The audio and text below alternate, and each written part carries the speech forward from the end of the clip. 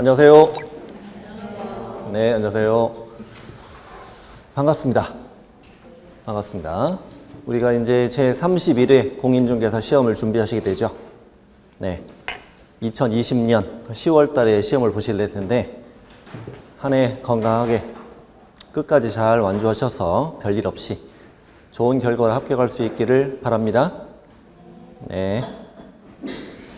11월 달이 새해 첫 달은 아닌데, 매년 우리가 11월 달에 첫 준비를 하다 보니까 그 11월 첫 강의에는 꼭 새해 인사처럼 하게 된 것 같아요. 네. 그래서 새해 인사는 우리 2번 합니다. 11월 첫 주에 한 번 하고 1월 달에 한 번 더 하고요. 네. 저는 정지웅이라고 합니다. 네. 뭐니 해도 그 시험에 적합하게 객관식 문제, 사심 문제 잘 풀 수 있도록 이렇게 하는 게 중요한 것이죠. 너무 학문적으로 치우쳐서도 안 될 것이고, 너무 가볍게 재미있는 쪽으로만 치우쳐서는 안 될 거예요. 안 될 것이고, 시험에 적합하게 우리가 문제를 잘 풀어서 합격할 수 있는 그런 강의가 될 수 있도록 최선을 다해 보겠습니다. 감사합니다. 그러면 우리가 오늘 배울 과목은 법의 명칭을 좀 볼게요. 공인중개사 법령 이렇게 되어 있어요. 이 과목은 공인중개사 법령 흐름은 좀 이따가 말씀드릴 건데요. 간단하게 자격을 취득하고 사장님이 되어서 하게 되는 여러 가지 업무와 의무와 또 위반 시 받는 제재, 보수 이런 걸 배우는 법이겠죠. 근데 오실 때 아마도 공인중개사 법령을 배운다 이 정도는 알고 오셨을 거 아니에요. 근데 법에 이게 있는 이것만 있는 게 아니라 부동산 거래 신고 등에 관한 법령 이런 법도 있어요. 이거는 각종 부동산 거래에 관한 신고, 허가 이런 걸 담고 있는 법이에요. 그 법이고 중개 실무라고 되어 있는데 진짜 실무를 배우는 건 아니고 실무와 관련된 다른 법들을 배워요. 예를 들면 우리 주택임대차도 중개를 해야죠. 그러려면 주택임대차 보호법 이런 것도 배워야 될 것이고, 상가임대차도 중개를 해야 되니까 상가임대차 보호법 이것도 공부하셔야 되고, 그 다음에 경매 관련 업무도 할 수 있어서 경매 절차, 또 경매 업무를 어떻게 할 것이냐 이런 것도 다 배우게 돼요. 이런 것들을 중개 실무라고 해요. 우리가 2차 과목이란 걸 알고 계시죠? 2차 과목이고, 2차 과목은 1교시가 있고 2교시가 있는데 1교시에 보시게 될 과목이에요. 1교시에 배울 과목이 오늘 이 과목 1번에서 40번까지 출제가 되고 있고, 수요일 날 부동산 공법이 41번에서 80번까지 출제가 돼요. 그 2차 1교시예요. 자, 저는 이제 정지웅이라고 합니다. 간단히 저 소개 좀 해드리면, 현재 우리 랜드프로 직영학원이라는 거 알고 계시죠? 알고 계실 거고, 거기서 강의를 하고 있고, 2003년도에 자격을 취득했는데 굉장히 오래전이죠. 오래전입니다. 2003년 14회 시험은 역대 가장 쉬웠던 시험으로 평가가 되고 있어요. 네, 굉장히 운이 좋았죠. 역대 가장 어려운 시험이 15회라고 하거든요. 들어보셨어요? 네, 15회라고 그래요. 제가 1년만 준비를 늦게 했으면 큰일 날 뻔했죠. 네, 역대 가장 쉬웠던 시험으로 평가되고 있습니다. 네. 이때 이후로 이보다 쉽게 나온 적이 한 번도 없어요. 한 번도 없고, 그리고 저는 2004년부터 바로 강의를 시작해서 현재 여러 군데에서 강의를 했었고, 현재 여러분 갖고 계시는 교재 입문서, 그 다음에 이제 기본서 1월 달에 받으시게 될 것이고, 5월 달에 요약집 이걸 받으실 텐데 이걸 썼습니다. 썼고요. 근데 제가 마지막 강의를 한 게 지난 30회 시험 대비 마지막 강의를 한 게 10월 23일이에요. 불과 열흘 전이죠. 열흘 전인데 그때만 해도 분위기가 얼마나 상마했겠어요. 다들 숨죽이며 공부만 하던 그런 때죠. 그때의 그 분위기를 느낄 수가 있어요. 한번 가보시면. 그래서 이제 시험 보기 전날 또 시험 본 날 그때 게시글 한번 보시면요. 공부하고 싶은 마음이 팍팍 들 거예요. 전투력 급상승됩니다. 네, 특히 이제 시험 날, 우리 10월 26일 날 게시글 한번 보시고 10월 27일 날 시험 본 다음 날 게시글 한번 보시면 사람들이 1년 동안 어떻게 공부를 쭉 해왔는지 얼마나 힘든 과정을 거쳐서 합격을 했는지 보시게 될 거예요. 자, 됐습니다. 그러면 우리가 오늘 첫 시간이니까 시험이 어떻게 진행이 되는지 좀 말씀드릴게요. 네, 1차 시험하고 2차 시험 있는 건 아시죠? 우리가 이제 그 주택관리사 시험 같은 경우에는 1차, 2차를 따로따로 시험을 봐요. 날짜를 다르게. 주택관리사 같은 경우는 7월 달에 1차 시험을 보고 합격한 사람만 10월 달 2차 시험을 보고 이렇게 하거든요. 근데 우리는 중개사 시험은 응신원이 너무 많다 보니까 번거로워서 같은 날 보게 되죠. 같은 날. 1차 시험은 이제 9시 30분에 시험이 시작되는데 입실은 9시까지 해야 돼요.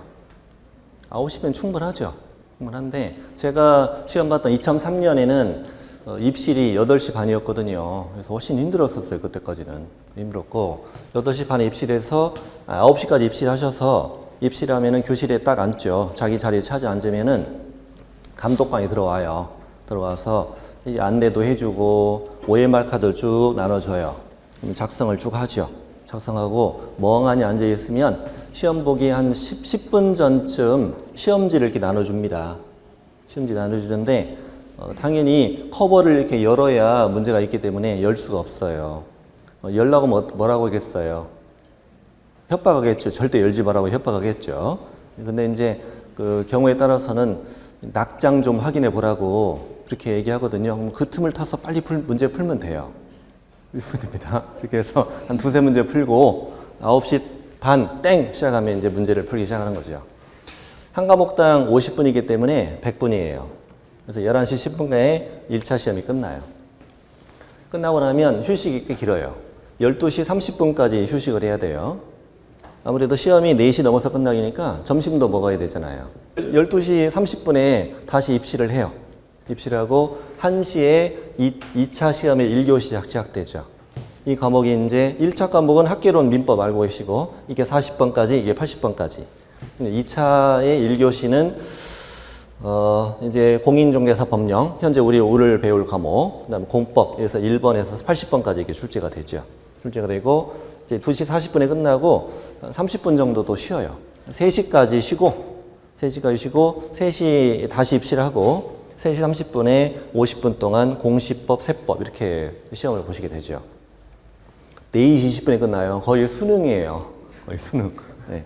예전에 저 시험 볼 때는 지금으로부터 4년 전인데 4년 전까지만 해도 2차 시험을 다 합쳐서 봤어요. 합쳐서 봐서 합쳐서 보면은 2시간 반이에요. 시험 시간이. 그러다 보니까 너무 힘든 거예요. 특히 화장실이 급해서 그날도 긴장도 많이 하다 보니까 그래서 안 되겠다 해서 3년 전부터 이렇게 2차 시험을 이렇게 2개로 나누어서 결국은 시험 끝나는 시간이 더 길어졌어요. 길어졌고 저 예전에 저 시험 볼 때만 해도 2시면 끝났거든요. 4시 반까지 시험을 보셔야 돼요. 4시 반에 4시 20분에 시험을 딱 마치고 이제 휴대폰을 이제 다시 받죠. 이제 받고 휴대폰을 전원을 딱 켜고 인터넷 접속을 해보면은 1차 시험의 정답이 이미 다 나와 있어요.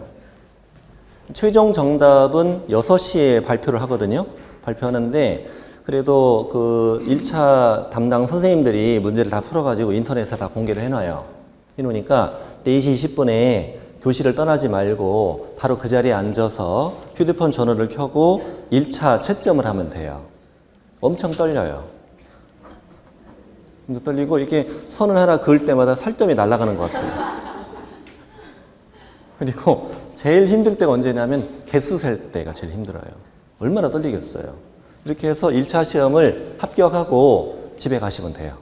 집에 가시면 한 4시 한 반 정도 되면 2차 1교시도 정답이 나와요. 2차 1교시 정답이 나오니까 댁에 가시면서 아니면 댁에 도착해서 채점을 하면 돼요. 채점을 하면 2차 1교시도 이제 합격을 하죠. 합격하고 한 5시 반쯤 되잖아요. 공시세법도 정답이 나와요. 그래서 6시 전에 최종 합격을 해요. 그리고 6시에 정답이 다시 인력공단에서 발표가 되니까 그때 또 확인 한 번 더 해보는 거죠. 확인해서 최종 합격은 6시 반이면 돼요. 그리고 이제 합격자 발표는 한 달 후, 11월 말쯤에 합격자 발표를 해요. 그때 한 번 더 기뻐요. 그때 한 번 더 기쁘고, 그리고 이제 합격자 모임도 하고, 그리고 자격증은 언제 받냐? 12월 첫 주에 받게 돼요. 그때 한 번 더 기뻐요. 그래서 이 시험은 우리에게 기쁨을 3번이나 줍니다. 시험날 한 번, 합격자 발표한 날 한 번, 자격증 받는 날. 3번이나 기쁨을 주는 시험이다. 그래서 준비를 잘 하신 거예요. 네, 진작 좀 할 거 그랬네요. 자, 그렇다면, 이제 과목의 이제 시험의 전체 흐름은 좀 말씀드렸고, 지금 이심부터 말씀드리고자 하는 건 뭐냐면, 지금까지의 기출 경향과, 그리고 이제 그 고득점 전략을 말씀드릴게요.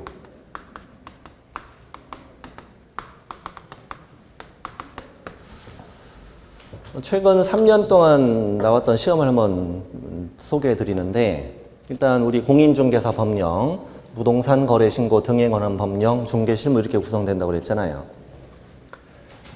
보니까 30문제, 5문제, 5문제. 여기도 30문제, 4문제, 6문제 이렇게 돼 있어요. 이쪽이 문제가 많이 나오는군요. 그런데 최근엔 이번에 30회 시험은 좀 다르죠. 약간 달라요. 이쪽이 비중이 좀 낮아지고 이쪽이 비중이 좀 커지고. 네. 근데 여러분 얼핏 보기에 이쪽에 문제가 좀 적게 나오다 보니까 이쪽에 양이 좀 적은가 보구나 이렇게 생각할 수 있어요. 근데 절대 그렇지 않아요. 양적으로 본다면 이게 50%, 이게 합쳐서 50% 정도 돼요. 네. 이 양이 굉장히 많아요. 이쪽은 양은 적은데 문제가 많이 나오죠. 그리고 이쪽에 문제가 많이 나오면 문제가 쉬운 편이에요. 좁은 범위에서 많은 문제를 내다 보니까 우리가 충분히 극복할 수 있는 거죠. 그리고 우리 학교 다닐 때 공부해봤지만 뒤로 갈수록 사람이 좀 소홀해지죠. 뒷부분으로 갈수록. 앞에는 새카맣고 아니에요? 그랬잖아요. 우리 앞에는 새카맣고 뒤로 갈수록 허옇잖아. 맨 뒤에는 한 번도 못 볼 수도 있어요. 그래서 이제 사람이 좀 뒷부분을 좀 소홀히 하게 돼요. 근데 결국 합격하려면 뒷부분의 문제를 많이 맞춰야 돼요. 그래서 이제 제가 몇 년 동안 쭉 보면서 아니 왜 자꾸 이쪽에 문제를 많이 낼까?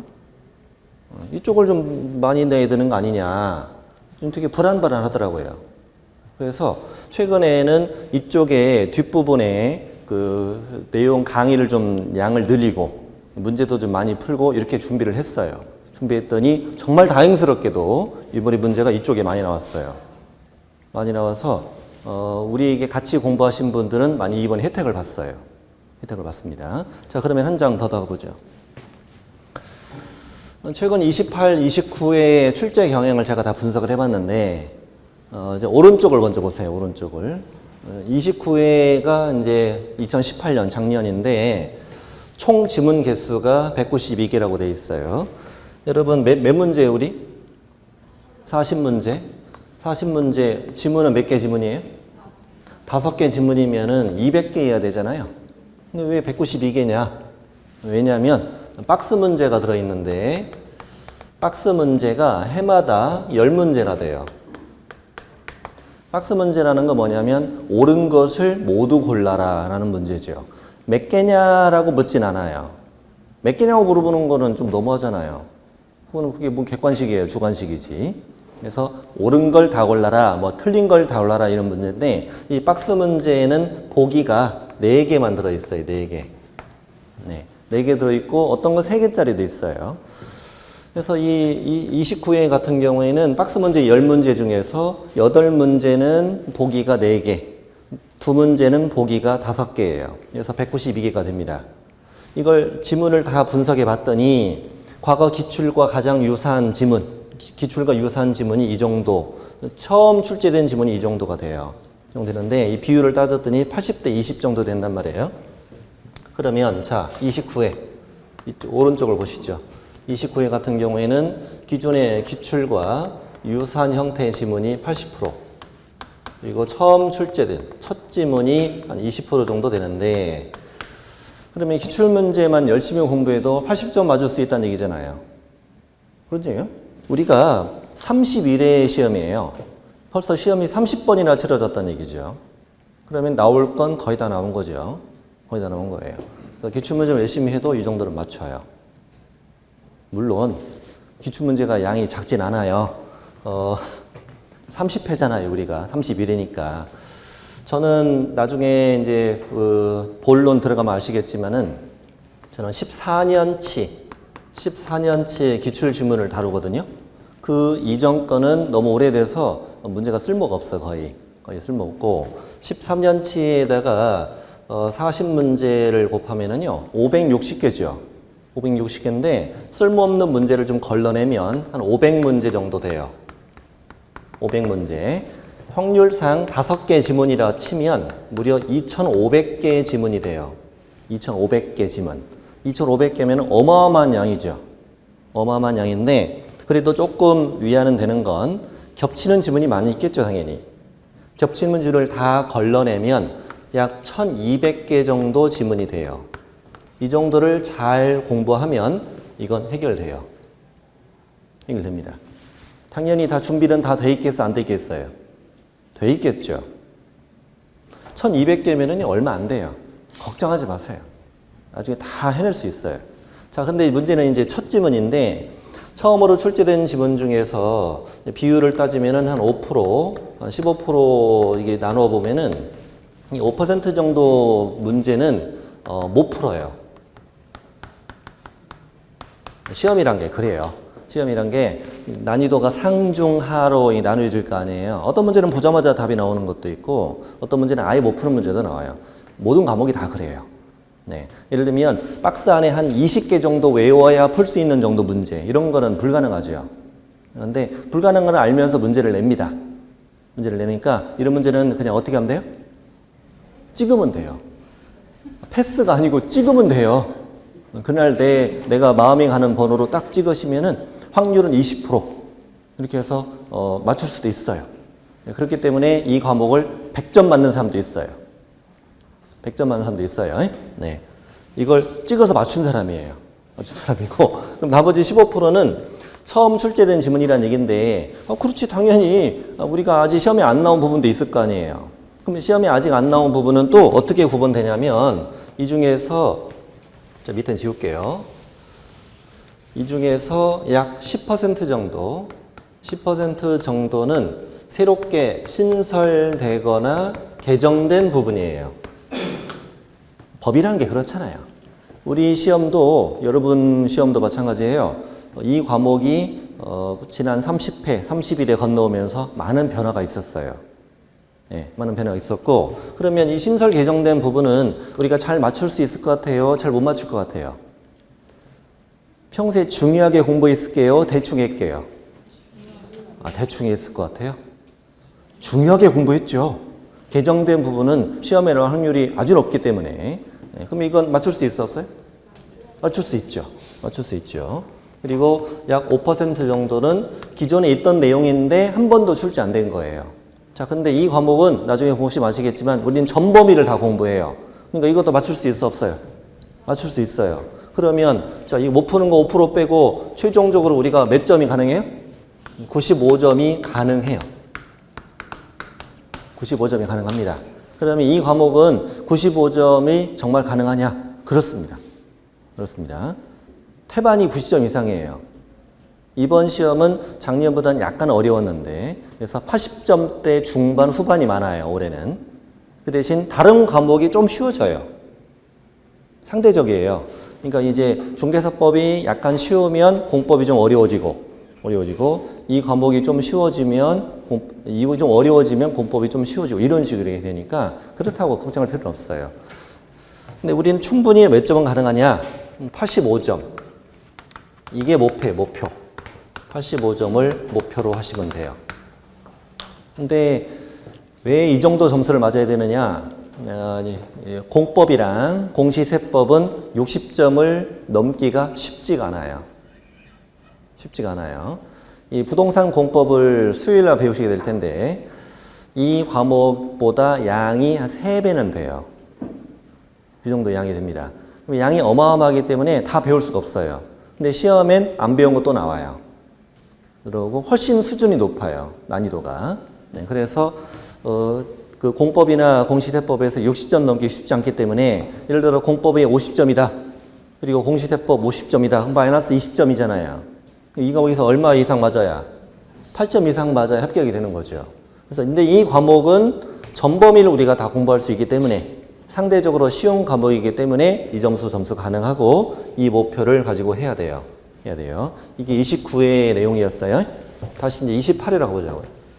28회로 가보면은 이때는 박스 문제가 더 많았어요. 박스 문제가 더 많았고 보기가 3개짜리도 있었습니다. 그래서 지문이 계속 좀 적습니다. 적은데 좀 비율이 74, 26 이 정도 비율을 보인단 말이에요.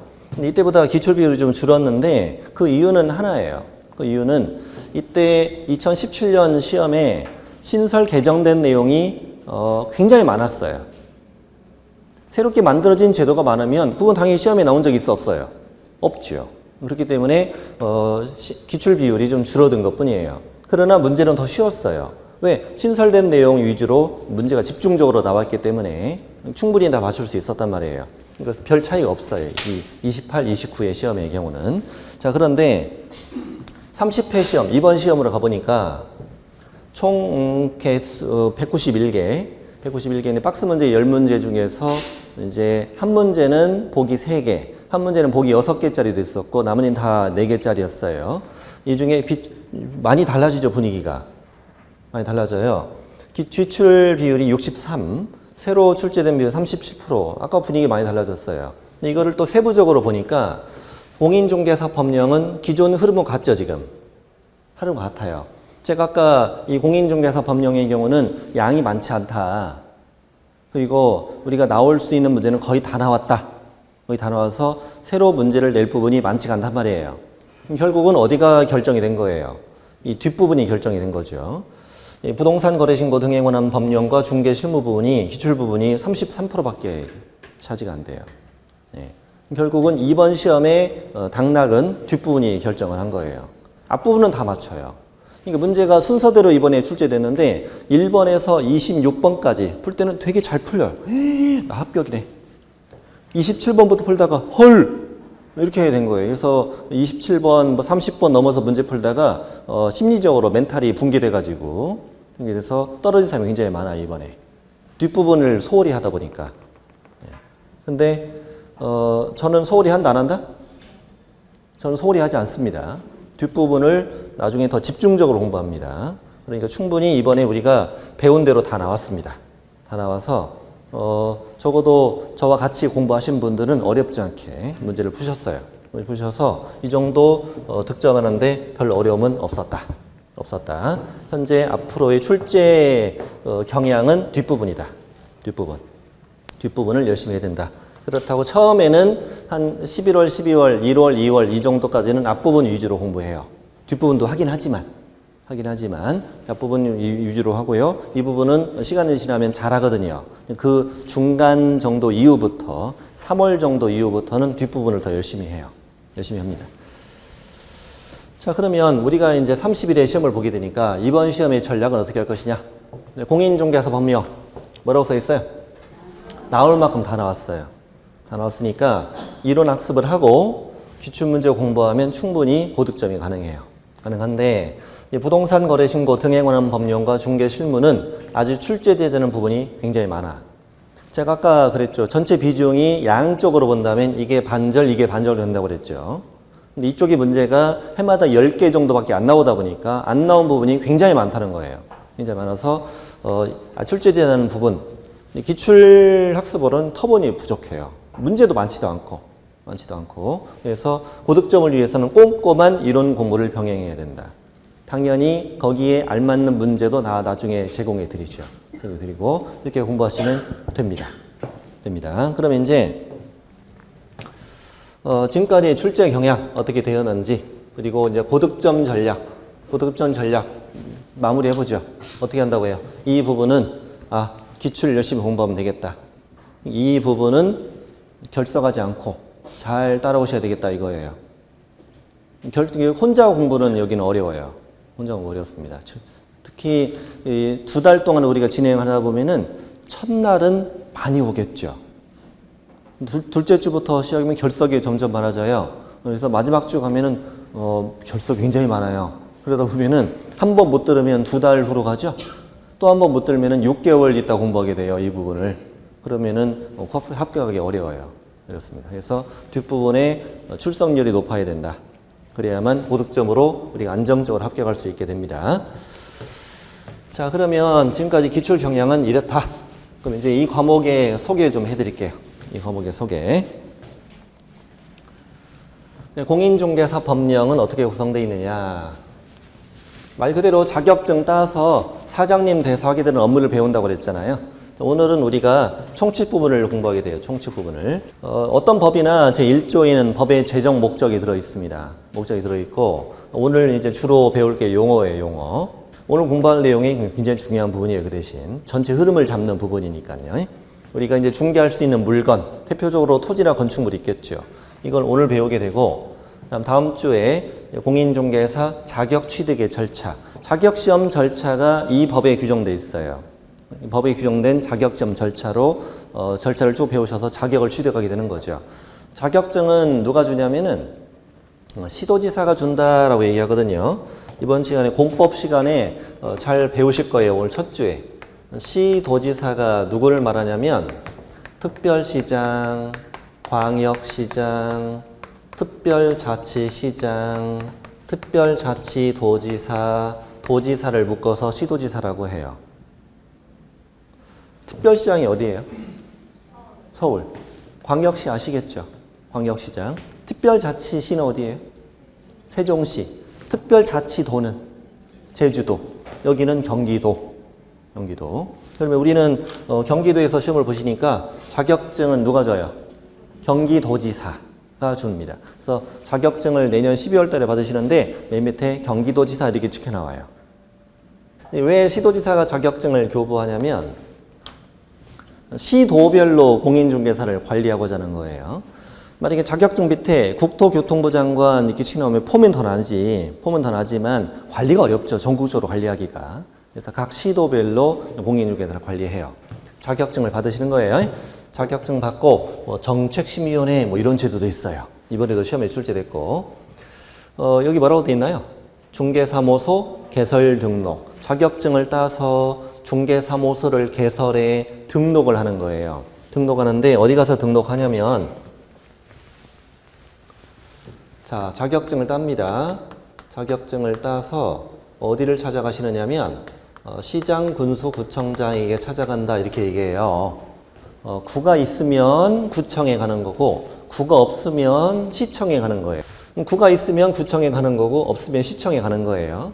우리 이제 시청에 가는 거죠. 시청에 가서 등록을 하는데 우리가 이제 시군구를 뭐라고 부르냐면 등록관청이라고 불러요. 자, 같이 한번 읽어보실래요? 뭐라고 한다고요? 등록관청. 등록관청 가서 등록을 한다 이렇게 얘기합니다. 이 등록은 그 한자로 하면은 오를 등자고 기록한다는 록자예요. 장부에 적어 올린다 이런 말인데 일종의 허가를 내준다는 개념인데요. 우리가 학원 다니기 위해서 뭐 하셨어요? 학원에 등록했잖아요. 학원 수강자 명단에 이름이 올라간 거예요. 그러면 학원생이 이미 증명이 되죠. 우리도 자격증 따서 시청에 가서 등록하면 이제 이 사람은 중개업을 할 수 있게 된다라는 게 증명이 되는 거죠. 증명이 됩니다. 이렇게 등록을 하면 이 자를 뭐라고 부르냐면 개업 공인중개사라고 불러요. 우리가 흔히 그냥 지나가다가 저기 사장님 있으면 공인중개사 이렇게 생각하죠. 또 그들끼리는 뭐 중개사무소니까 소장 이렇게 부르기도 하고 뭐 대표 이렇게 부르기도 하지만 법적인 명칭은 개업공인중개사예요. 네? 개업공인중개사 읽어보세요. 개업공인중개사 이렇게 불러요. 개업공인중개사가 되었죠 이제. 되었으면 여러 가지 업무들을 배워야 되는데 중개업만 할 수 있는 게 아니라 겸업, 다른 겸업도 가능해요. 예를 들어서요. 저는 이런 사람도 봤어요.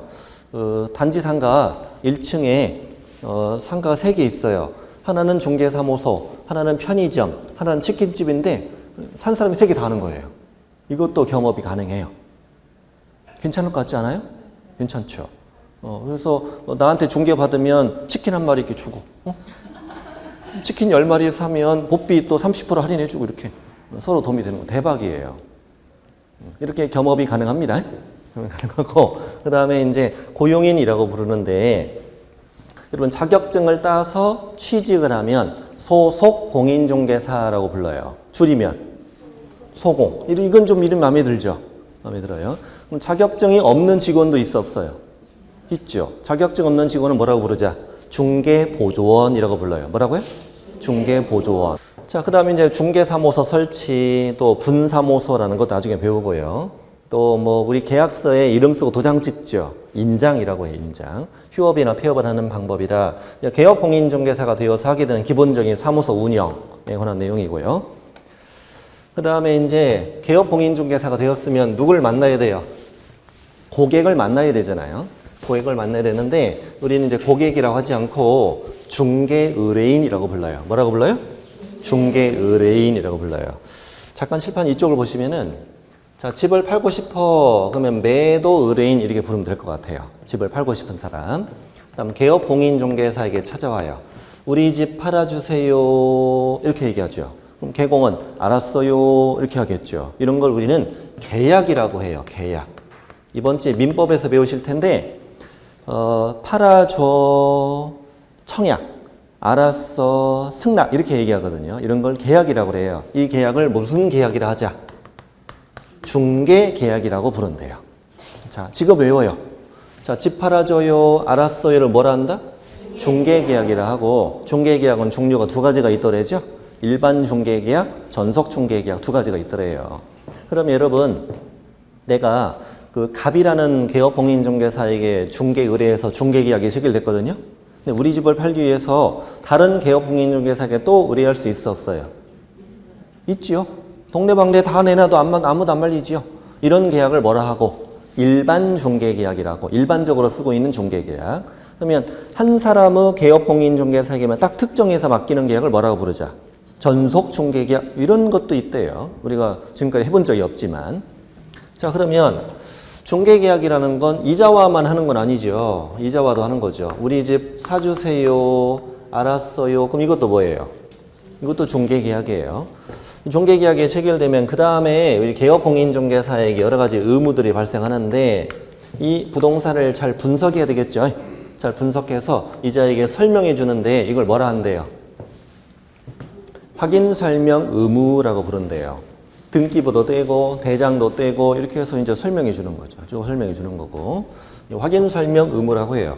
이렇게 해서 확인 설명했더니 그 집을 사겠대요. 두 사람 간에 이제 매매 계약이 체결된 거죠. 매매 계약이 체결되었을 때를 중개가 완성되었다. 뭐라고요? 중개가 완성되었다라고 얘기해요. 그러면 당연히 아까 내가 확인 설명했잖아요. 뭘 써줘야 돼요? 중개대상물 확인 설명서라는 걸 적어주죠.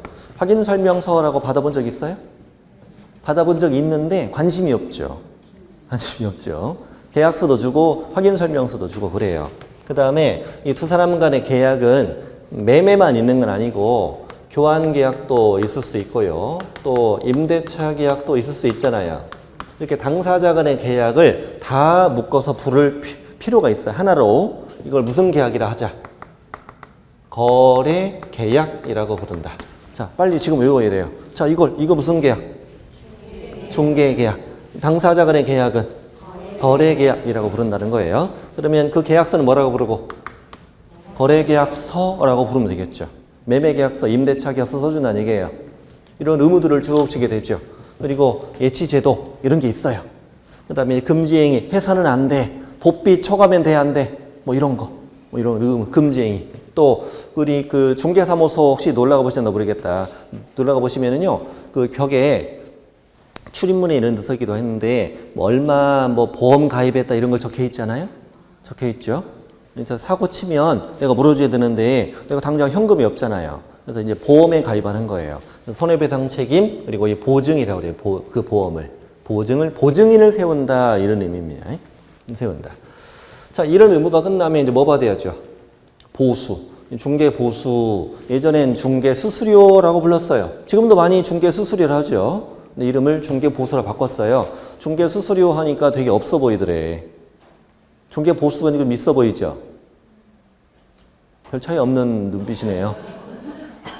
중개 보수 좀 더 있어 보이잖아요. 이렇게 해서 이제 복비를 받게 돼요.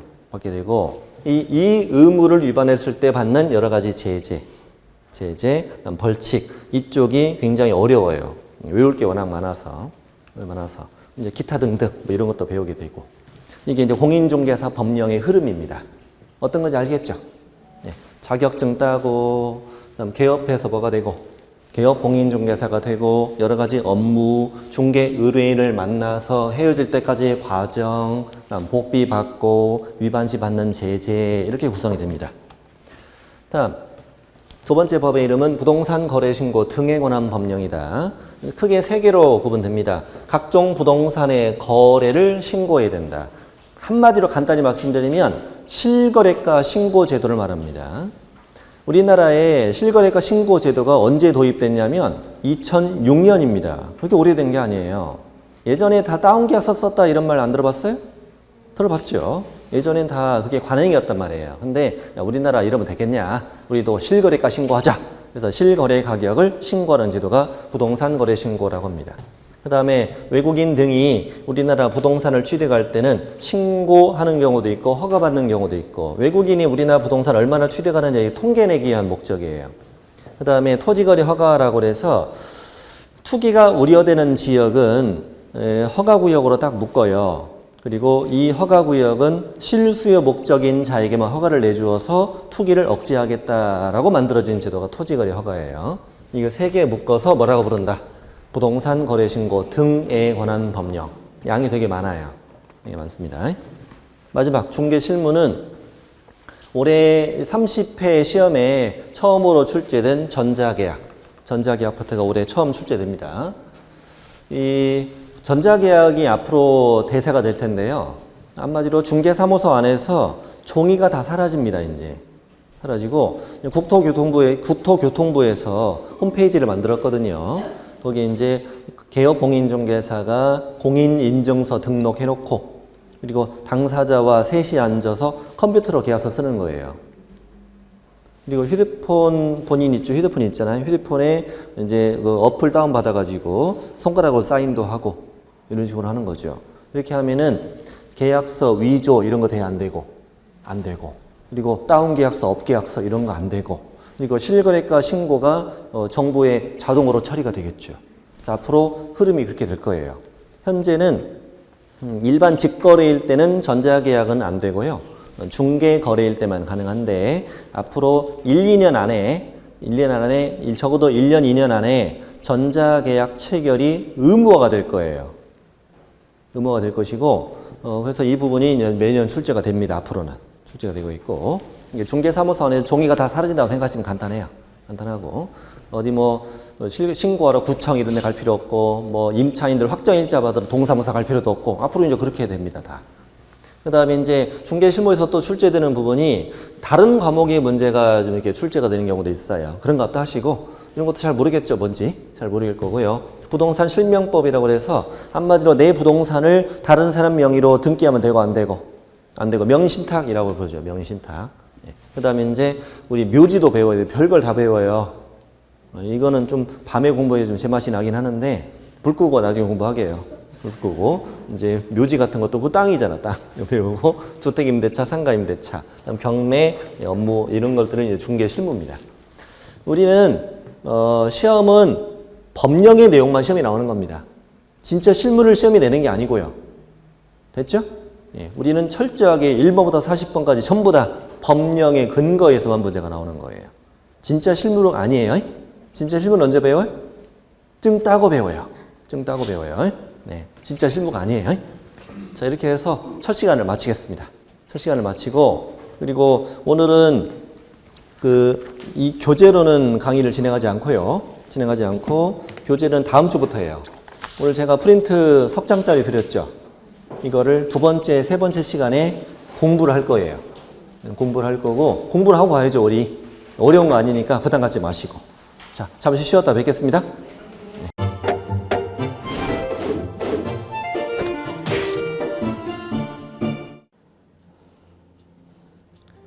안녕하세요. 부동산 공법을 강의하는 고상철입니다. 자, 제가 이번 시간에 말씀드릴 건 뭐냐면 공인중개사를 여러분이 공부하시다 보면은 여러 가지 자료들, 뭐 OX 문제라든지 어떤 요약된 집약된 자료, 뭐 PPT 자료 이런 것들이 많은데 그 일일이 출력하다 보면 여러분들이 보관하고 하는데 불편함이 있어서 그런 것들을 좀 약간 또 해소도 하기 위해서 또 다른 사람들하고 커뮤니티도 뭐 할 수 있기 때문에 저희는 네이버 밴드라는 어플을 좀 활용할 건데요. 그 네이버 밴드에다가 자료를 올려놓은 거를 내가 다운을 받고 내가 보는 방법에 대해서 알려드릴 테니까 이 부분에 대해서 제가 시작하는 거 똑같이 따라 하시면 설치부터 사용 방법까지 말씀드릴 테니까 그대로 따라오시면 됩니다. 자, 1단계 네이버 밴드 어플을 다운받습니다. 자, 그럼 네이버 밴드 다운을 어떻게 받냐? 자, 플레이스토어 우리 안드로이드 버전으로 갈게요. 그래서 플레이스토어를 누르시면 화면이 바뀌면서 지금은 이제 컴퓨터 화면을 제가 이제 좀 크게 보이게끔 해놓은 거라서 여러분 핸드폰에는 아마 맨 위에 여기 검색창이라는 게 있을 건데 여기다가 제목을 넣는 거예요. 제목을 뭐라고 쓰냐면 네이버 밴드 아니면 밴드 이렇게 쳐도 돼요. 밴드 치면 제일 상단에 나오죠. 그래서 이제 네이버 요 밴드가 요 초록 색깔 바탕에 B자예요. 밴드. 그래서 이제 여러분은 설치 누르시면 됩니다. 자, 2단계 그럼 네이버 밴드를 일단 들어가셔야 돼요. 들어가서 검색하기 전에 밴드 어플을 누르면 위측 상단에 이 돋보기 모양이 있을 거예요. 이 돋보기 모양을 누르기 전에 우리가 이제 검색을 해야 되잖아요.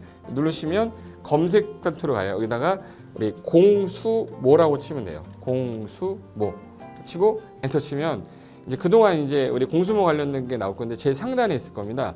그래서 여기 네이버 33개가 밴드가 나왔는데 그 중에 여기가 1등이죠. 자, 그럼 이제 3단계 해당 공수모 밴드로 들어갔습니다. 그럼 들어가시게 되면 가장 첫 화면에 공인중개사 수험생 모임이거든요. 원래 그 수험생들만 위한 모임이기 때문에 시험 정보하고요. 어떤 자료들이 있어요. 뭐 OX 문제, 뭐 오지선다 문제, 그리고 이제 요약된 자료들 그런 거 공부할 수 있는 활용하는 어떤 밴드고요. 이 강의와 관련된 어떤 특강이 있다거나 할 때 공지사항 같은 거 그리고 지속적으로 교수님들께서 자료를 올려드릴 거기 때문에 요 관련된 자료 관련된 거 어떤 거 있는지 잠깐만 한번 보겠습니다.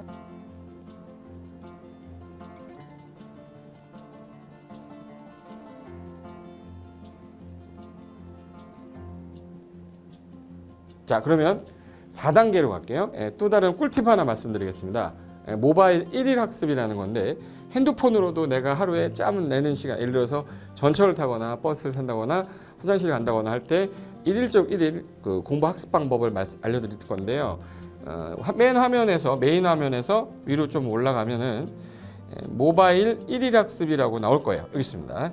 모바일 1일 학습이라고 해서 시험 과목에 따른 문제가 나올 거예요. 그러면 여기를 올리시면은 여러분이 이제 그 시간 안에 이 문제에 대한 것을 읽어본 다음에 여기서 정답과 해설은 바로 보여지면 이거는 암기가 돼버리기 때문에 정답 해설은 맨 밑에 안 보이게 숨겨놨어요.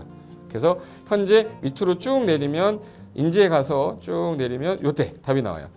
댓글이라는 게 있어요. 내가 쓴 거는 내가 확인할 수 있잖아요. 그래서 요 댓글 표시 보시면은 이런 거는 표정 좋아요 한번 눌러주는 거예요. 그럼 여기서 내가 좋아요 그러면서 뭐 선생님 사랑해요 해도 되고 좋아요 이런 거 눌러주신 다음에 그 다음에 밑으로 가면 이제 댓글을 쓸 수 있어요. 그래서 정말 궁금한 부분에 대해서 댓글 남겨주시면 확인이 되는 경우에 바로 답글을 올릴 수 있게끔 실시간으로 할 수 있을 것 같습니다. 자, 지금까지 과정과 같이 공수모 밴드예요. 공인중개사 수험생 모임 밴드를 줄여서 우리 공수모 밴드라고 하는데 이렇게 가입하시면 여러 가지 자료들 업데이트되는 거 개정되는 부분 신속하게 받아들일 수 있기 때문에 아마 여러분 학습하는데 도움이 많이 될 겁니다. 그래서 꼭 가입하셔서 좋은 자료도 받고 매일매일 학습하시면서 도움 되셨으면 좋겠고요. 자, 여러분의 합격을 진심으로 기원하겠습니다.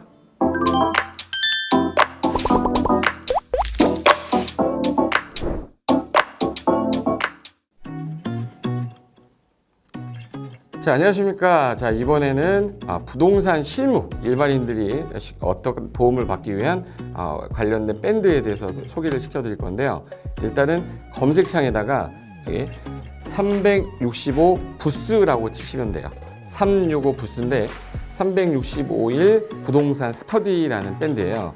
네이버 밴드인데 요 365 부동산 스터디라는 밴드 일단 이거 클릭하시면 현재는 이제 4만 명 정도 되는 밴드인데요.